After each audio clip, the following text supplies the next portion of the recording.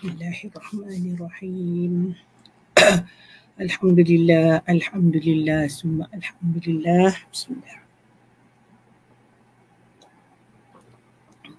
Alhamdulillah, alhamdulillah, subhanallah, subhanallah, subhanallah, subhanallah, subhanallah.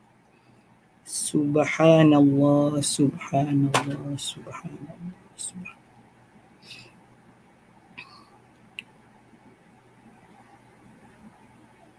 Subhanallah. Alhamdulillah, alhamdulillah, alhamdulillah, alhamdulillah, alhamdulillah.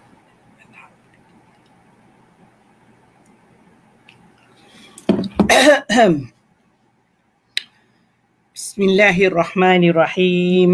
Alhamdulillah, alhamdulillahi rabbil alamin. Wassalatu wassalamu ala ashrafil anbiya'il mursalin wa ala alihi wa sahbihi ajma'in. Allahumma lakal hamd ya afu ya karim. Allahumma lakal hamdu ya latif ya kafi ya hafiz ya shafi ya zal jalali wal ikram. Allahumma lakal hamdu ya arhamar rahimin. Innaka ra'ufur rahim. Allahumma salli ala sayyidina Muhammadin wa ala alihi wa sahbihi ajma'in. Rabbi shrah li sadri wa yassir li amri wahlul uqdatan min lisani yafqahu qawli.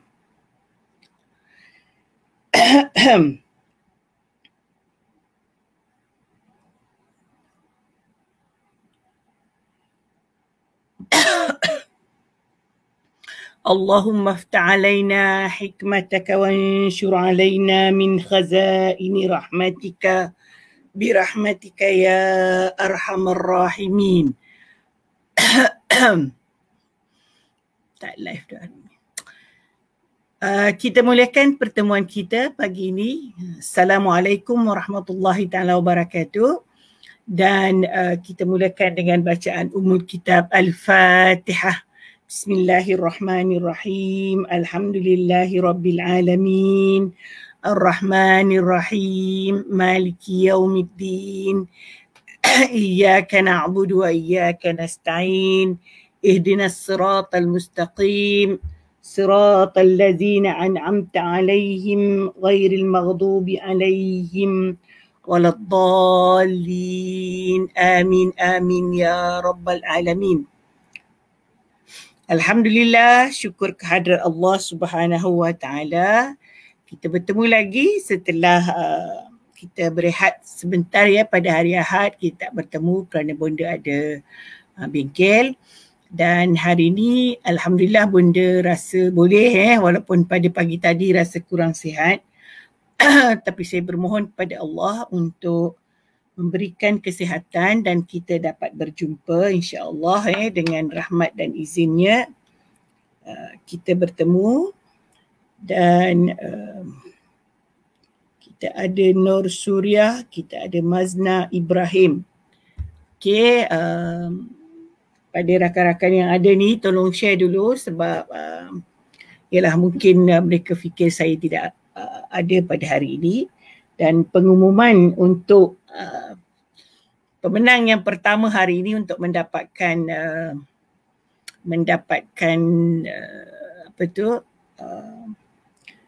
hadiah bertuah kita pagi ini ialah Nur Suria Abdul Rahman.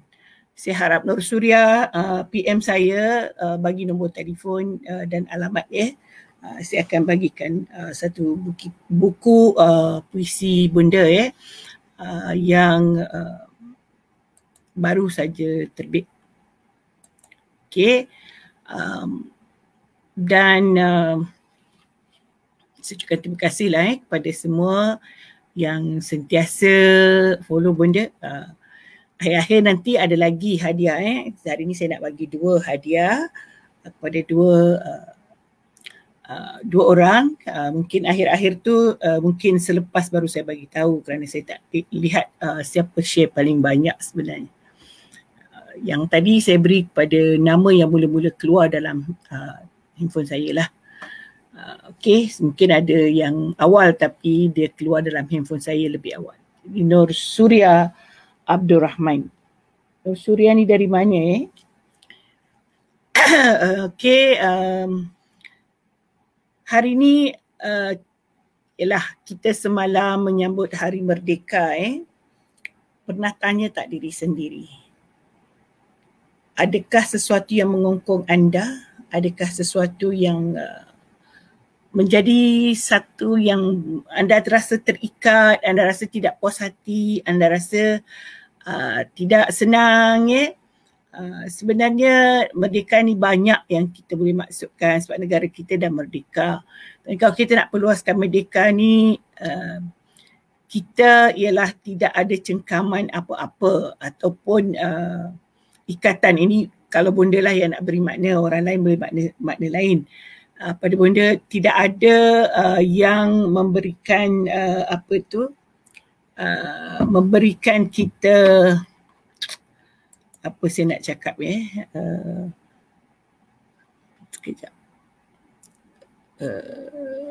sekejap saya nak pin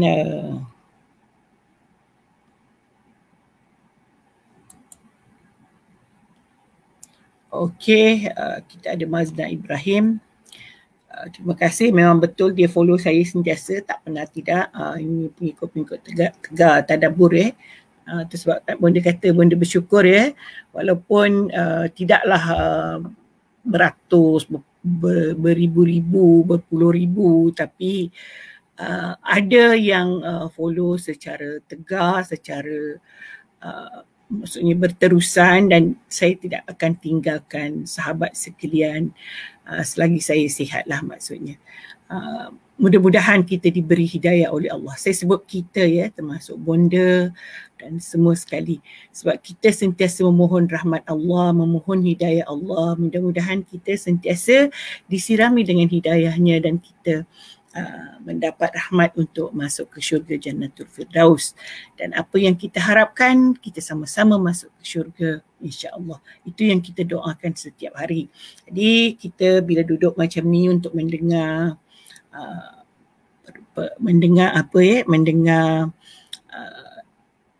majlis ilmu yang dikatakan taman-taman syurga, kita mohonlah kepada Allah supaya kita diterima juga duduk di taman ini, adalah dianggap sebagai taman syurga. Dan saya tak kata saya yang mengajar, bonda juga turut sama belajar. Cuma kita berkongsi apa yang bonda baca, dan puan-puan juga sama mendengar dan boleh memberikan pandangan. Saya kat mana tadi? Bonda bercerita tentang merdeka. Kita sebenarnya yang hakikinya ialah kita merdeka daripada cengkaman apa-apa, tekanan kita merdeka dari kita daripada maksiat Allah Subhanahu Wa Taala. Kita bebas melakukan apa sahaja yang diperkenankan oleh Allah. Kita bebas patuh kepada Allah, bebas menjauhi larangan Allah. Itu yang paling utama. Bayangkanlah kalau negara kita tidak merdeka dan kita dilarang untuk solat contohnya, untuk praktikkan amalan Islam, maka alangkah sedihnya. Kita dah merdeka, kita tak sebutlah yang itu. Tetapi kita mungkin dicekam oleh pihak-pihak tertentu. Contoh kita bekerja dengan majikan yang tidak membenarkan melakukan salat pada waktunya kerana pekerjaan dan sebagainya. Maka itu kita tidak merdeka. Dan kita nak merdeka, ataupun kita mahu melakukan tugas, tetapi tugas kita seolah-olahnya kita melakukan secara tidak ikhlas ataupun tidak sempurna. Saya pernah mendengar pensyarah, saya pun pensyarah juga. Ada pihak institusi yang memaksa mereka meluluskan pelajar walaupun dia rasa pelajar tu sebenarnya tak hadir dan sebagainya. Ini satu perkara yang tidak wajar. Dan kita bukan tidak wajar, maksudnya kita tidak bebas dengan perasaan kita. Tidak bebas dengan, bukan tidak bebas dengan perasaan, kita tak jujur dalam melaksanakan tanggungjawab.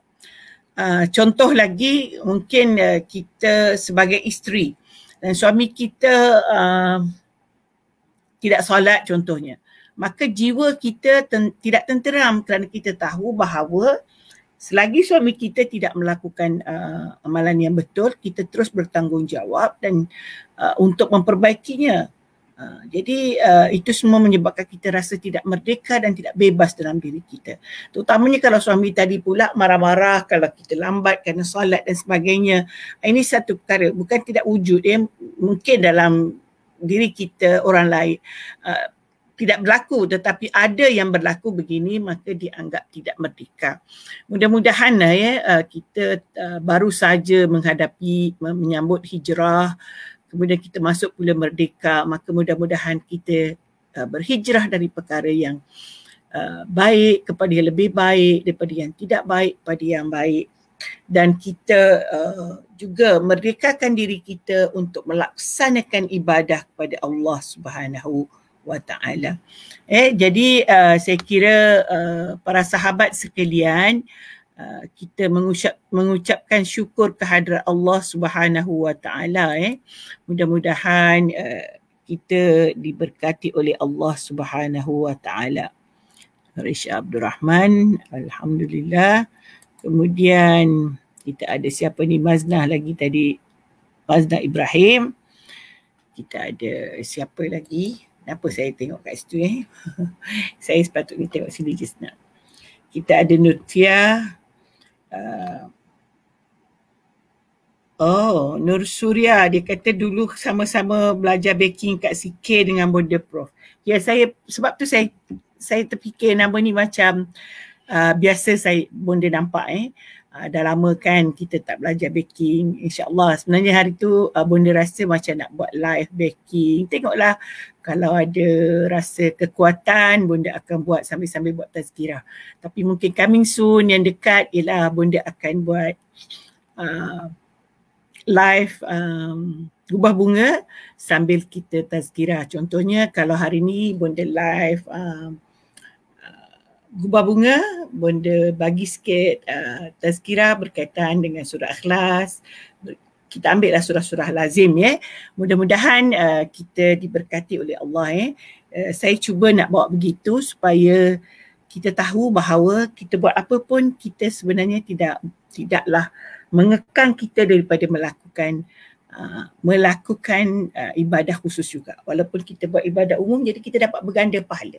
Kita buat ibadah umum tu ibadah yang macam bekerja, macam menghias rumah, memasak, kalau lelaki pergi mencari rezeki untuk isteri dan sebagainya, memandu bas bawa anak sekolah, itu semua ibadah Dan di samping kita dapat pahala ibadah umum itu, kita boleh dapat pahala ibadah khusus dengan tazkirah, dengan belajar dan sebagainya. Saya tahu ada para pendengar sahabat yang bersama Bonda sekarang, dia tidak fokus pun mendengar, bukan tidak fokus, maksudnya bukan hanya mendengar ataupun melihat Bonda, tapi dia buat kerja lain.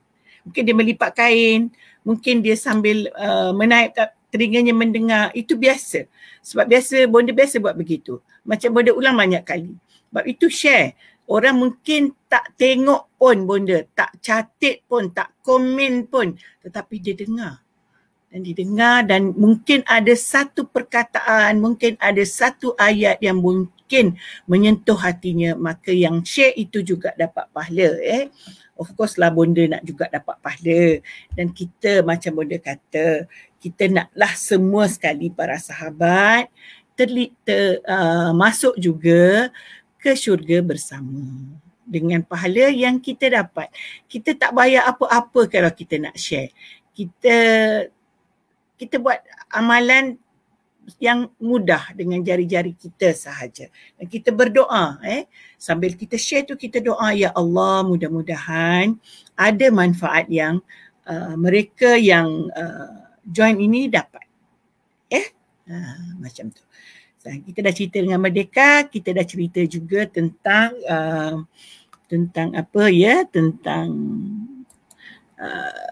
bagaimana kita menyebar ilmu. Okey, anak anda saya ni ada Wia Ismail, anak anda di UKM, setuju, dia kata bukan kerana dia pelajar saya, Profesor Madya dah sekarang ya. Dia setuju, tapi saya rasa persetujuan dia adalah berdasarkan fikrah dia sendiri. Okey, kita balik kepada tadabbur kita. Pada hari Khamis yang lalu, kita baca surah ayat yang sampai ayat 14 kita bercerita sebelumnya sebenarnya kita dah banyak hukum hakam yang kita baca dalam surah An-Nisa ini. Dan sebelumnya kita ada belajar tentang kita baca tentang pembahagian harta baik semua sekali secara detail. Kemudian pengajaran yang selepas itu ialah Allah peringatkan bahawa itu adalah ketentuan Allah, adalah hukum yang ditetapkan oleh Allah yang kita tidak boleh engkar. Kita tidak boleh nak ubah-ubah itu ketentuan Allah. Dan Allah ingatkan siapa yang taat dia akan masuk syurga dan siapa yang engkar dia akan mendapat neraka. Dan pada hari ini satu tajuk yang juga menunjukkan bahawa kita boleh jadi kita tidak telefon saya ni saya nak baca mesej dia goyang pula. Kita satu hukum lain, dan hukum ini berkaitan dengan fahisyah macam yang boleh sebutkan dalam tajuk kita lah fahisyah. Okey, Baharia, waalaikumsalam. Siapa lagi ni? Nutfia. Okey.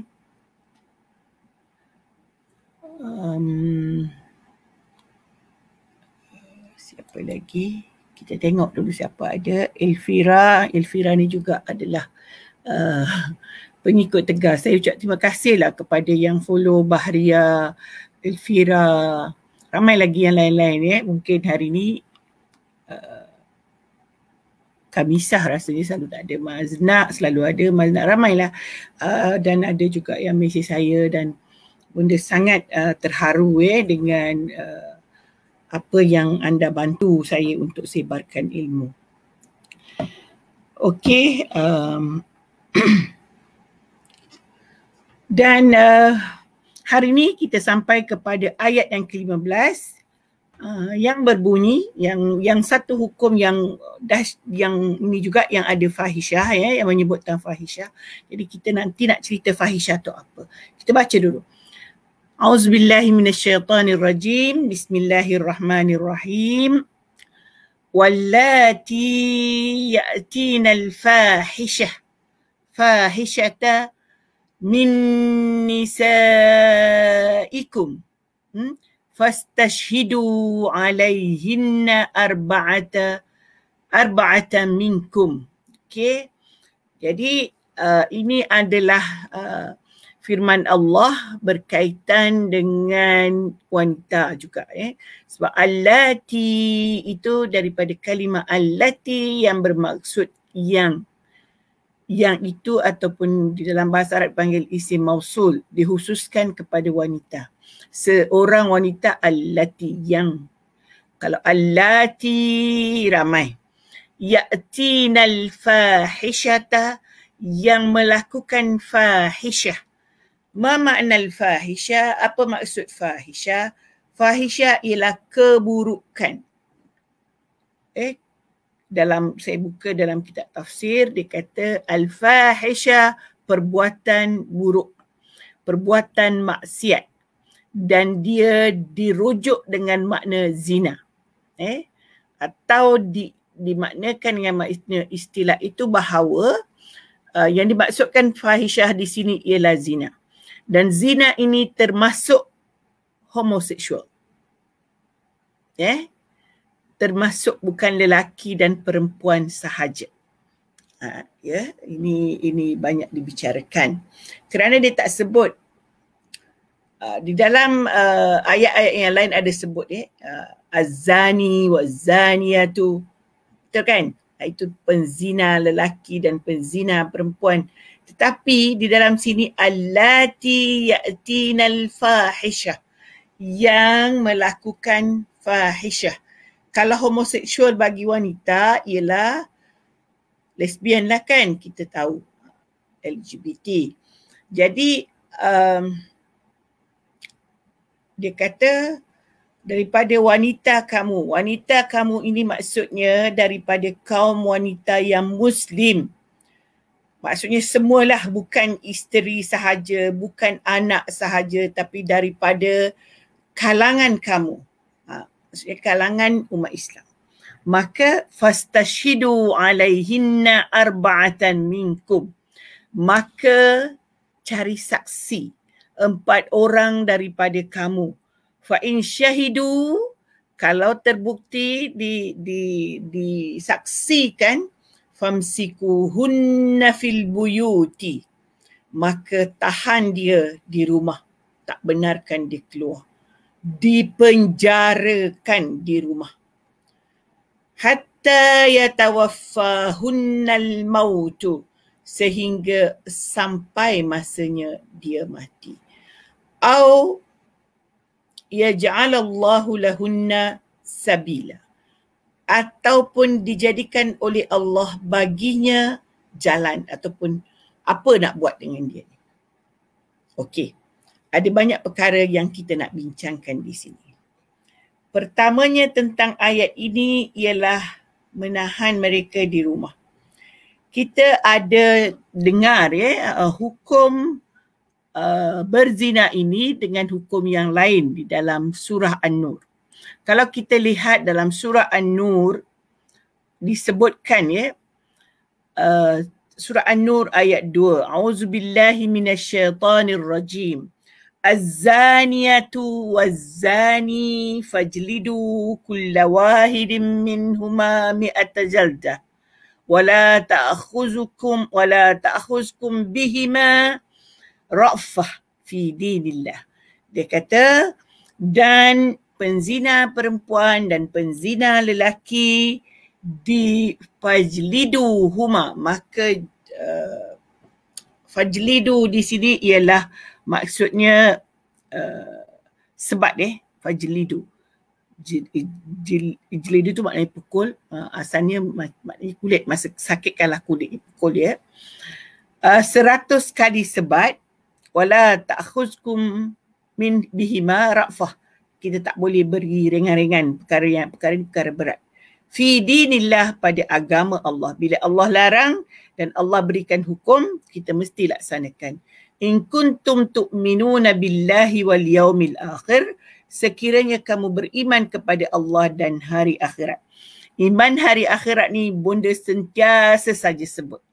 Kita semua kata beriman kepada Allah, beriman kepada hari akhirat, tetapi pelaksanaan harian kita seolah-olahnya tidak jelas. Tengok dalam hukum ni dia kata, in kuntum tu'minuna billah, kalau kamu beriman kepada Allah, laksanakan hudud ini, laksanakan perintah ini. Begitu juga hari akhirat. Kalau tak buat, kita tak kurang iman kita. Wal yashhad azabahuma ta'ifatun minal mu'minin, dan hendaklah diberikan persaksian dalam hukuman itu dengan kumpulan orang beriman. Maksudnya ia hendaklah diiklankan dan diberitahu. Saya sebenarnya bawa ayat ini bukan nak kupas ayat ini tentang hukum sebat dan sebagainya. Tetapi bunda nak terangkan bahawa mengikut pandangan ulama, ayat ini memansuhkan ayat dalam surah An-Nisa tadi. Iaitu di dalam surah An-Nisa, dia tidak disebutkan hukuman yang kena pukul itu. Dia hanya kata penjarakan.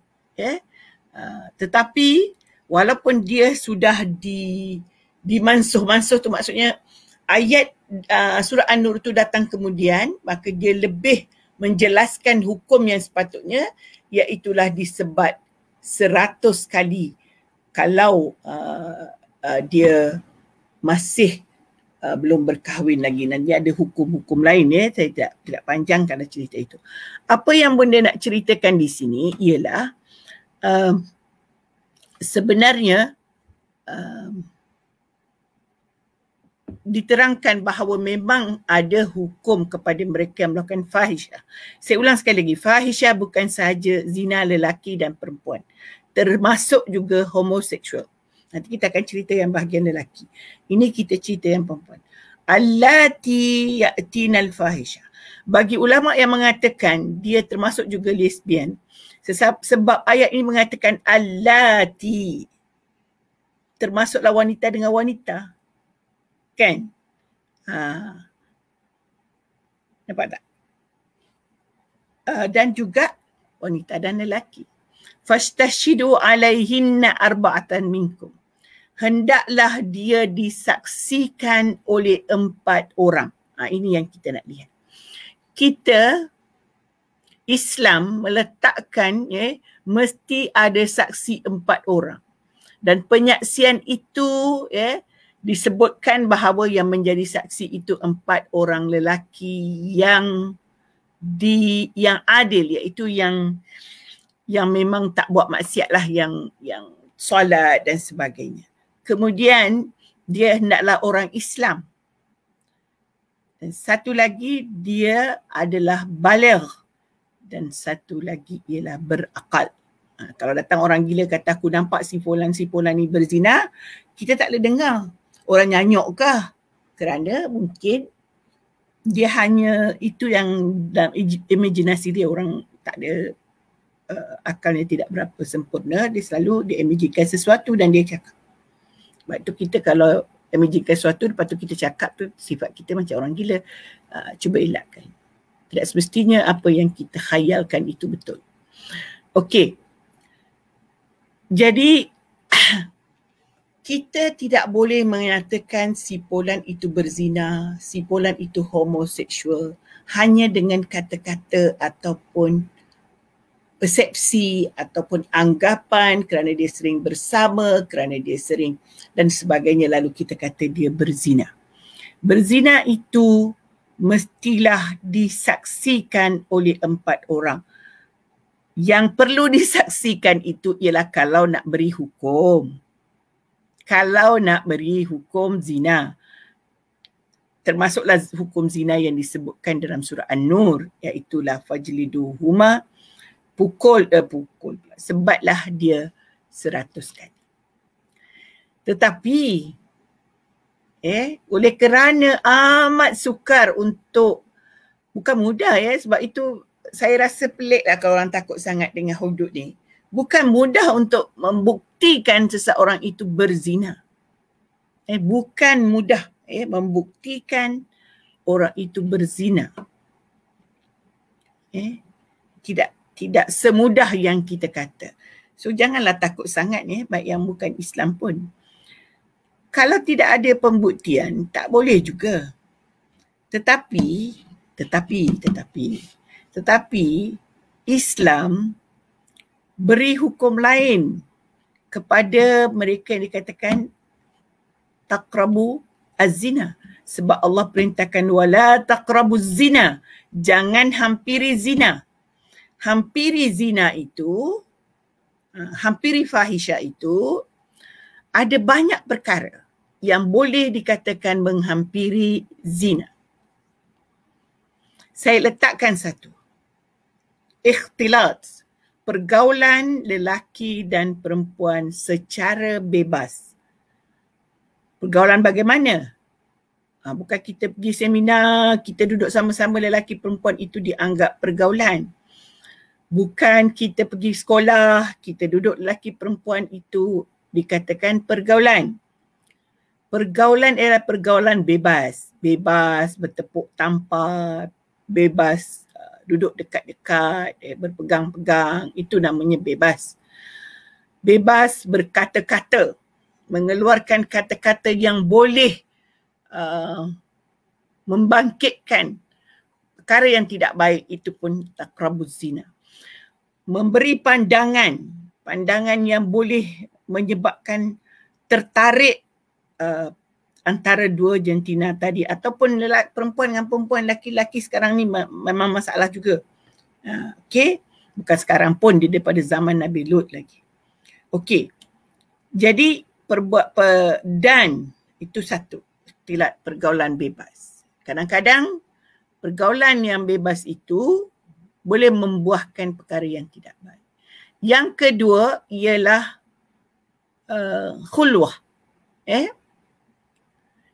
Kita dalam hadis Rasulullah menyatakan, janganlah kamu berduaan di antara lelaki dan perempuan, maka salisuhuma syaitan. Yang ketiganya adalah syaitan. Kadang-kadang kita ni kata, dia macam bapa saya je. Saya buat adik angkat. Saya ni perempuan tua dengan adik angkat, anak angkat dan sebagainya. Jangan diangkat-angkat, nanti syaitan angkat. Jangan diangkat-angkat, nanti syaitan angkat. Angkat nafsu tidak baik.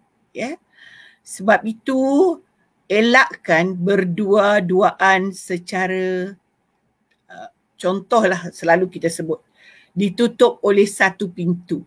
Maksudnya, orang nak masuk susah. Macam tu.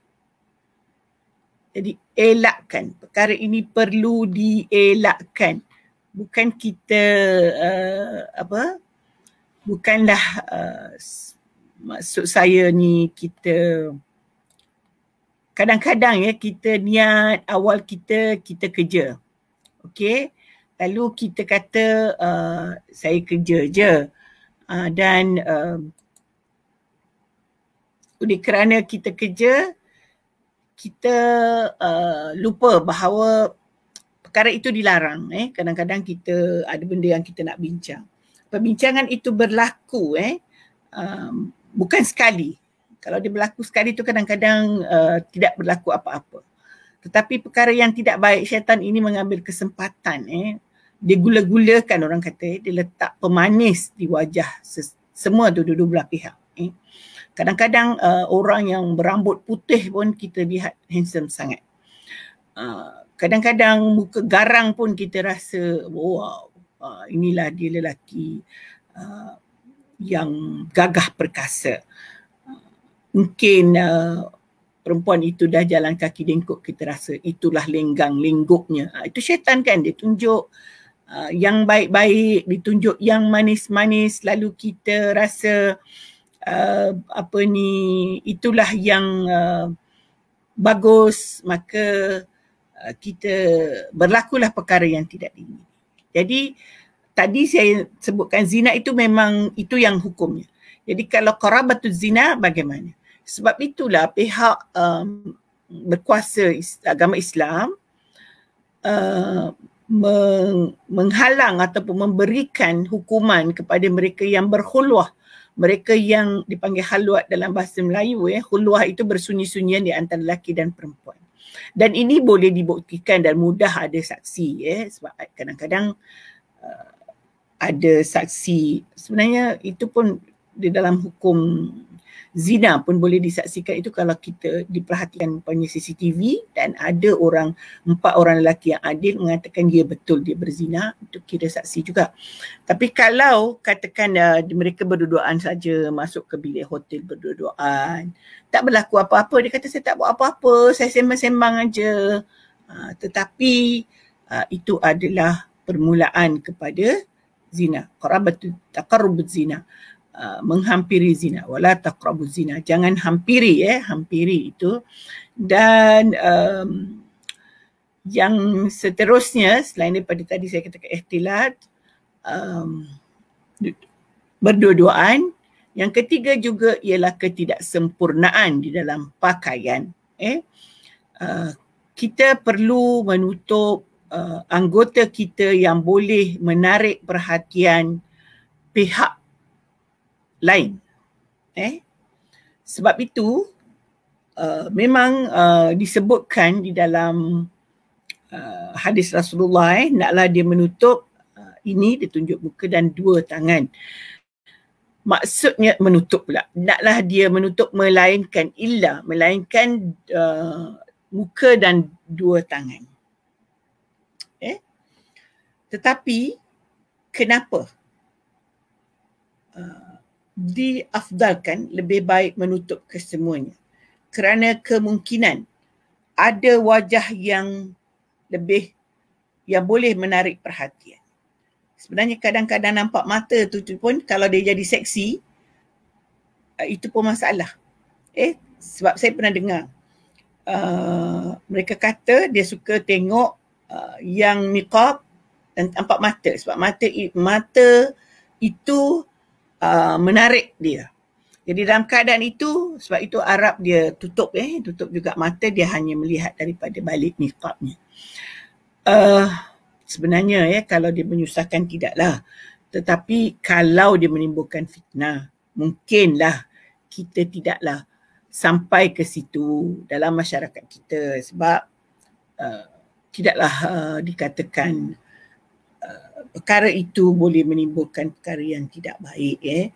Yang penting kita jaga kita punya tingkah laku, kita jaga perhubungan dengan baik. InsyaAllah kalau tidak niqab pun kita selamat. Dan satu lagi, di dalam suasana sekarang ada media sosial. WhatsApp, ada Telegram, ada apa kita boleh bercakap. Tadi Bonda ada sebut, mengeluarkan kata-kata yang mungkin menarik perhatian orang lain, terutama yang berlainan jantina. Kadang-kadang sebab itu kalau boleh laki-laki perempuan yang penting-penting sahaja, bukan kalau boleh, yang penting-penting sahaja diceritakan. Tidak, kalau dah beri salam, tanya khabar, baik, sudah. Kalau nak kata nak jumpa, ada mesyuarat, sebut saja ada mesyuarat. Sebab tu lebih selamat kalau dia dalam grup WhatsApp, dalam kumpulan. Kalau dia seorang-seorang, nanti dia tanya duk siapa, duk dengan siapa sekarang, duk seorang. Suami gimana? Suami saya selalu, mulalah dia mengadu suami dia selalu tak ada. Siang ni pun dia cerita isteri dia sebenarnya tak melayan dia ni. Maka boleh membuahkan juga, mentakarubkan kepada zina. Jadi ini semua kita perlu fikir. Saya tidak sebut secara detail, tetapi itu sering membawa kepada perkara yang tidak baik. Perkara yang tidak baik. Kadang-kadang saya pun zaman-zaman tidaklah muda sangat. Kadang zaman dulu apabila tak ada WhatsApp lagi, tapi ada mesej macam tu, ada apa saya pun tak ingat. Tapi kadang-kadang ada yang cuba mengusik-ngusik, cuba mengeluarkan kata-kata yang tidak senang. Kita rasa macam tu, kita elakkan. Begitu juga kadang-kadang kita rakan sekerja. Kita tahu kalau rakan sekerja itu kadang-kadang dia ada sexual harassment. Dia berdiri sebelah kita, tiba-tiba dia pandang semacam, itu kita kena, terutama wanita, elakkan daripada bertemu dengan dia berdua-duaan. Kadang-kadang sebenarnya ada penyakit, saya selalu sebut, tidak semua lelaki begitu, tapi kadang-kadang yang diganggu syaitan kot, dia, saya tak tahu nak cakap, pandangan dia pun kita rasa lain macam. Jadi kita dah tahu bahawa dia ada sikap begitu, maka kita elakkan untuk bertemu berdua-duaan. Malah sebenarnya elakkan seboleh mungkin bertemu secara berdua-duaan. Elakkan. Dan satu lagi, tadi dari segi pakaian, jangan kita rasa kita pakai pakaian lengkap, alhamdulillah, tutup semua. Sebenarnya yang penting, aurat itu, pakaian itu ada syaratnya. Dia mestilah longgar, tidak jarang. Sebab kalau pakai ketat, itu bukan tutup, itu balut. Dia ada beza. Itu tidak tutup, tapi balut. Kalau jarang pula, dia macam tudung saji. Nampak ada makanan di dalam, kita terliur nak makan. Makin terliur pula. Sebab ada keindahannya di luar yang jarang-jarang itu. Bonda cakap terus terang ni, tidak ada selindung-selindung. Sebab hari ni kita bercerita dengan wallati ya'tinal fahisyah. Mereka yang mendatangi fahisyah. Mereka yang berbuat fahisyah. Sebelum kita berbuat fahisyah, itu yang kena tahan. Itu yang kena perbaiki, macam penyakit. Sebab itu dalam pepatah Arab mengatakan al-wiqayatu khairum minal ilaj. Menjaga, mengawal lebih baik daripada mengubat. Sama juga di dalam cerita zina ini. menahan diri ataupun mengawal daripada berlaku zina itu adalah lebih patut dilakukan, ya. Sebab kalau sudah berzina wal-azibillah itu dosa besar, ya. Sebab itu pihak Jabatan Agama kalau keluar itu diberikan hukum takzir, ya, penjaralah, dendalah, sebab itu adalah satu peringatan dan itu adalah memang ada dari segi hukum. Melakukan perbuatan-perbuatan tersebut perlu diberi peringatan, perlu diberi penjelasan, ya. Jadi ibu-ibu, bapa-bapa, jangan nyanyi lagu ibu-ibu, bapa-bapa saja yang kita tahunya. Lihat, sentiasa pantau anak-anak. Sampai masa mereka boleh berkahwin, kahwinkanlah. Ya. Jangan biarkan ada perkara-perkara dosa terus berlaku. Jangan biarkan perkara dosa berlaku kerana nak buat majlis besar-besaran, kerana nak macam-macam lah kita ni terikut adat dan sebagainya. Kita elakkan perkara tersebut. Kita teruskan, bagus PKP ni sebenarnya, buat majlis kecil-kecil saja. Yang penting yang fardu itu dinikahkan supaya mereka halal dalam perhubungannya dan tidaklah berlaku wallati ya'tinal fahishah min nisaikum. Dan kita tahu kalau perkara itu berlaku dan kita tidak menjalankan hukum Allah, maka kita tidak termasuk kepada yang beriman kepada Allah dan beriman hari akhirat. Dalam surah An-Nur tadi saya baca, saya tak kupas panjang situ sebab itu bukan, saya sebutkan saja. Dan yang di sini dia katakan, tahan mereka jangan keluar macam orang tua-tua dulu-dulu memang mungkin tak sampai lagi, tak baca lagi hukum fajlidu itu. Dia tahanan, siapa-siapa yang dengar ada hubungan lelaki perempuan memang tak keluar rumah lah, jawabnya itu hukum bapak-bapak dulu-dulu lah. Tapi malangnya sekarang hukum itu sudah tidak berlaku lagi. Kadang-kadang ibu bapa pejam mata tak mahu lihat. Biarlah. Macam yang Bonda pernah cerita sebelum ini, ada ibu bapa, ada ibu khususnya bapa takut kepada anak. Takut untuk menegur anak. Takut anak lari. Takut anak kecil hati.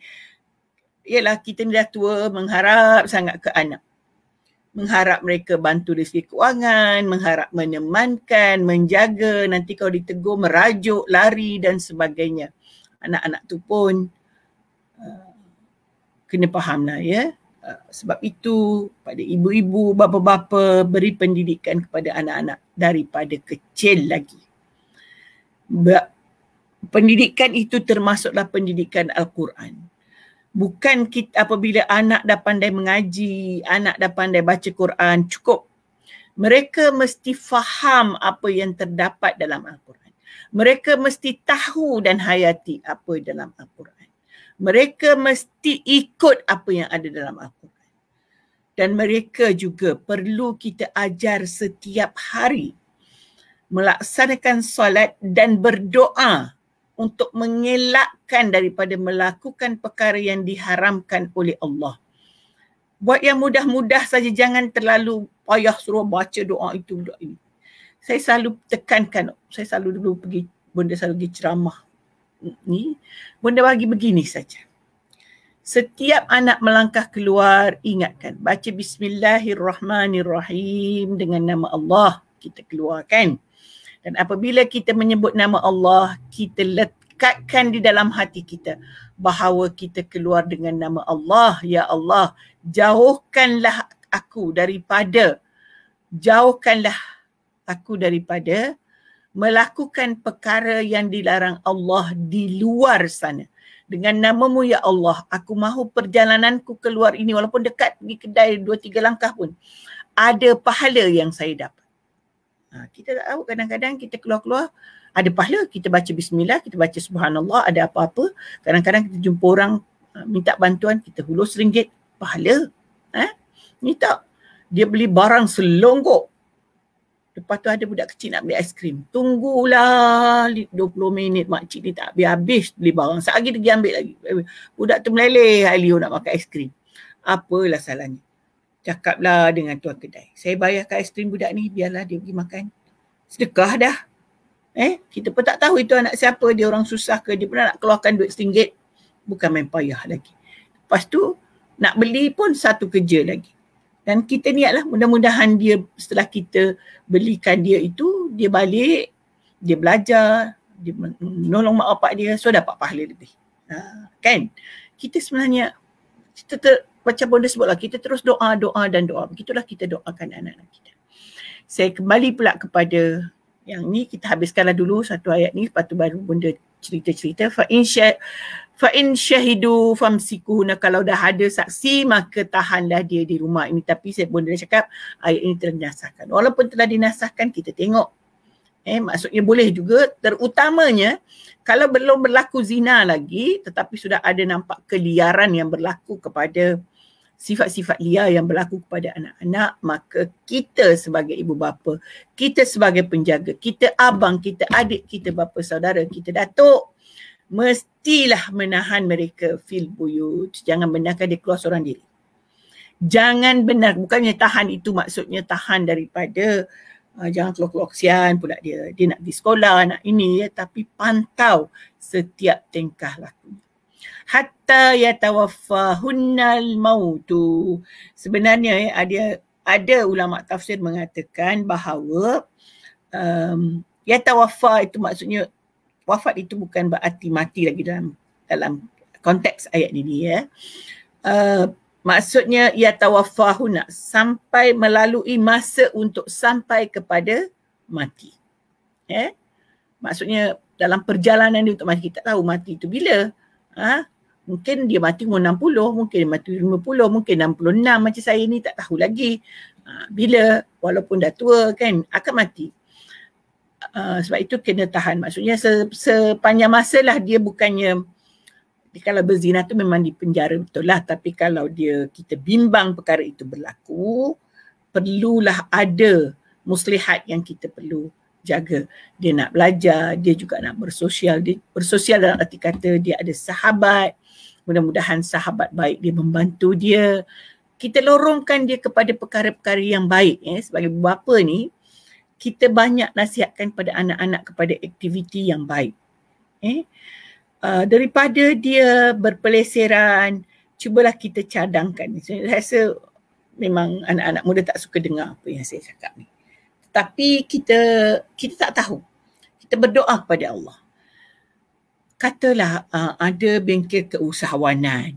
Kita masukkan dia bengkel keusahawanan. Ada kelas menjahit, kita beri kelas menjahit. Ada bengkel untuk baiki kereta, kita masukkan baiki kereta. Nanti kalau Bonda kata pergi bengkel menulis, susah tu. Sebenarnya tak susah. Kalau nak buat tak susah. Senang lagi. Bukannya pergi bergelumang dengan kotoran dan sebagainya. Itu semua mendapat faedah. Kerana apabila kita pergi berkursus, tak kira lah kursus apa, kita akan ada bersahabat. Dan apabila kita bersahabat dengan yang baik-baik, dengan orang baik-baik, itu yang perlu kita ajar pada anak kita. Dan kita juga perlu pantau, kita lihat, terutamanya kita lihat siapa sebenarnya yang bagi kursus tu. Kalau katakanlah ada kursus fotografi. Kalau dia nak, kita tahu, kita scouting lah orang kata. Kita tengok dalam Facebook dia bagi gambar-gambar perempuan tak bertudung tu ini. Jangan masukkan anak kelas fotografi situ. Tengok apa gambar apa. Hatta gambar perkahwinan pun. Kalau dia pergi ambil gambar perkahwinan yang tidak bagus, itu perlu diingatkan. Sebab itu saya takut sebenarnya fotografi ni kalau ambil gambar tidak menutup aurat ni, sebab kita menyebarkan perkara yang tidak baik. Menyebarkan perkara yang tidak baik. Sebab itu sahabat-sahabat semua, tolonglah betulkan aurat. Kesian orang lain. Kita kadang-kadang gambar tu kita nak simpan, kita tak jadi simpan. Kita simpan dalam Facebook, dia keluar memori. Tengok-tengok dia pakai tak sempurna. So kita pun tarik diri nak keluarkan. Tak jadilah. Simpan je. Kita takut juga dia keluar dalam memori kita, orang lain tengok. So kita pakailah sempurna untuk menjaga sahabat-sahabat kita juga. Dan sahabat diri kita lah. Kemudian dalam ayat ni, ya ja'alallahu lahunna sabila. Sehinggalah Allah menentukan jalannya, sama ada Allah nak wafatkan dia, sama ada Allah tunjukkan dia taubat. Boleh jadi dia taubat dalam masa dia dipenjarakan. Sebenarnya penjara ni bukan rumah. Penjara di penjara mana rekan ni, sebab bonda ni selalu pergi ke penjara memberikan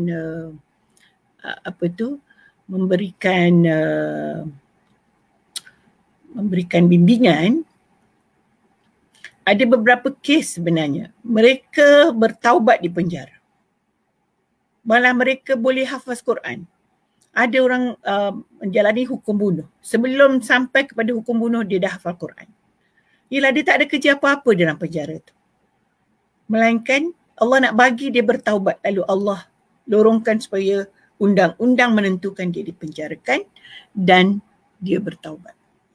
Masya Allah, Masya Allah sebenarnya. Kita tidak tahu bahagian masing-masing. Ada juga bertaubat lepas tu keluar dia tak taubat. Ada.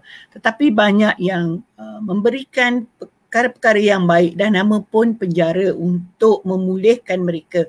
Bukan penjara itu untuk menyakitkan mereka, tetapi untuk memberi pemulihan, untuk memberi bimbingan, untuk memberikan yang terbaik. Maka itulah usaha pihak penjara untuk memulihkan mereka daripada sifat-sifat itu. Sebab itu ramai yang memberikan bimbingan secara sukarela ke sana. Mudah-mudahan mereka juga akan kembali ke fitrah dan mereka akan masuk syurga. Mudah-mudahan kita tak tahu. Mudah-mudahan mereka pula masuk syurga nanti mencari kita. Kita yang memberi bimbingan. Kita ni pun belum tahu. Sebab kita tidak ada hukum yang mengatakan kita wajib kena tahan. Mengumpat tu tak ada hukum mengatakan kena penjara. Okey. Maka kita ada dosa-dosa, na'udzubillah. Mereka yang pernah kita bimbing di penjara tu rupanya mencari kita di syurga. Ini satu perkara yang mungkin orang kata, apalah ustazah ni cakap. Ini dosa pahala tu di tangan Allah Subhanahu Wa Taala. Taubat itu juga adalah rahmat Allah. Kalaulah mereka bertaubat sebelum mereka mati, maka mereka akan masuk ke syurga. Dan itulah doa kita sepanjang masa. Doa untuk diri kita, untuk anak kita, keluarga kita dan semua sekali, terutamanya pelajar-pelajar kita lah yang kita bimbing. Kalau dalam penjara-penjara lah, kalau di dalam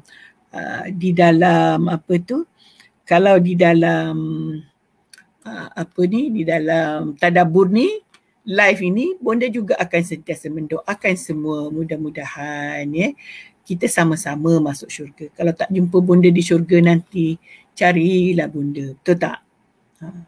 Itulah yang kita sentiasa harapkan. Kita kan mahu bersahabat, baik di dunia maupun di akhirat. Okey.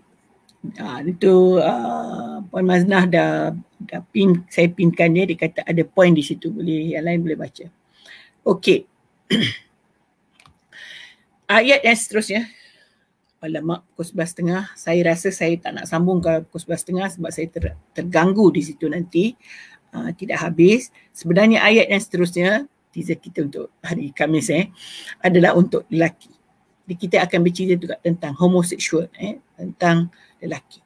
Dan ini semua juga tadi bonda banyak ceritakan tentang bagaimana kita perlu menjauhkan diri daripada zina. Kita perlu juga menjauhkan diri daripada homoseksual ni. Bismillahirrahmanirrahim.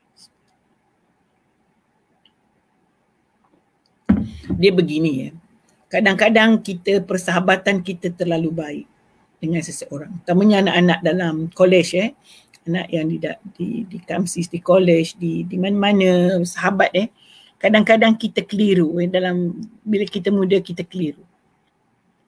Jadi ini kita perlu perhatian juga, ibu bapa perlu beri perhatian. Kalau tengok dia datang berdua tak macam orang kata dekat sangat, itu kita perlu beri perhatian utamanya anak-anak muda lah. Kalau yang dah dewasa ni mungkin tiada masalah, tetapi yang terlalu masih mentah lagi.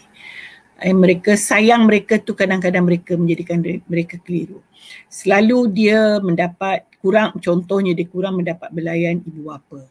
Mungkin dia adik-beradik dia tak buat macam tu. Tiba-tiba ada seorang kawan yang baik dengan dia. Belai dia tiap hari, belai dengan kata-kata, belai dengan secara fizikal dan sebagainya. Akhirnya dia merasakan orang tu hampir dan dia boleh jadi tidur bersama, tepuk, tidur. Asalnya begitu. Tetapi macam benda sebutlah, syaitan ini amat mencari peluang. Jadi macam mana pun dia perempuan dengan perempuan, lelaki dengan lelaki, elakkan daripada sentiasa melakukan sentiasa bersama dan tindak laku itu tidak kita rasa boleh membawa kepada perkara yang tidak baik. Dan kita rasa ada kes dulu sebenarnya, ada seorang pelajar dia kata pelajar ni dia sama-sama lelaki lah. Dia rasa tidak senang, dia kemaskan bilik dia. Tak apalah, dia kemaskan katil apa semua. Tapi sampai kepada perkara-perkara dia suka urut telinga, urut leher, pegang belai itu belai ini, saya pun faham bahawa dia tidak selesa dan cuba menyelesaikan masalahnya dengan memberitahulah pihak kolej untuk mungkin memisahkan mereka dan sebagainya. Tapi sampai kepada satu tahap yang kawan yang seorang ni mencari macam orang gila dan tidak menganggap bahawa timbullah memang kita rasa ada something tak kena lah. Jadi kita bantulah dalam perkara ini. Jadi kepada anak-anak sekalian di sana yang menghadapi masalah begini, silalah jumpa kaunselor, jumpalah guru-guru, minta bimbingan. Mudah-mudahan selamat daripada perkara-perkara yang tidak baik. Sebab ini biasa berlaku terutamanya dalam jiwa muda diamuk rasa macam-macam. Dan syaitan pula, kita pun kurang baca astagfirullah, kurang baca auzubillahi minasyaitonirrajim. Syaitan mudah dekat. Jadi banyakkan baca isti'azah. Mudah-mudahan kita dijauhi oleh syaitan daripada perkara-perkara tersebut. Dan terus terang Bunda sebutkan, kita tidak boleh menjamin diri kita, anak kita, terlepas daripada perkara-perkara yang berkaitan dengan perkara ini. Jadi sebab itu kita tidak ada jaminan dia banyak mengaji ke, dia banyak baca Quran ke, itu bukan jaminan. Tetapi membaca Quran itu kalau difahami, dihayati dan dipenuhi setiap hari, insya-Allah Allah jauhkan. Jadi teruskan berdoa, mengaji sambil berdoa. Mengaji, doa lagi. Mudah-mudahan yang kita baca itu walaupun kita tak faham. Kepada yang kita ni yang tak faham baca sangat Quran, kita doa pada Allah. Mudah-mudahan ya Allah, walaupun saya tak faham ya Allah, ayat Al-Quran yang kami baca ini, dengan barakahnya ya Allah, lindungilah kami daripada melakukan perkara yang kau larang dalam Quran ini. Ya Allah, jadikanlah kami patuh kepada ayat Quran yang kami baca ini. Baca doa begitu setiap hari. Kepada perempuan yang tak faham apa yang baca, doa begitu. Sebenarnya kita tak tahu rahmat Allah. Boleh jadi dengan membaca doa begitu, Allah tunjukkan maksud ayat itu. Dengan baca terjemahan, hati kita tiba-tiba boleh touching lah, orang kata, kita rasa hidayah masuk dalam diri kita.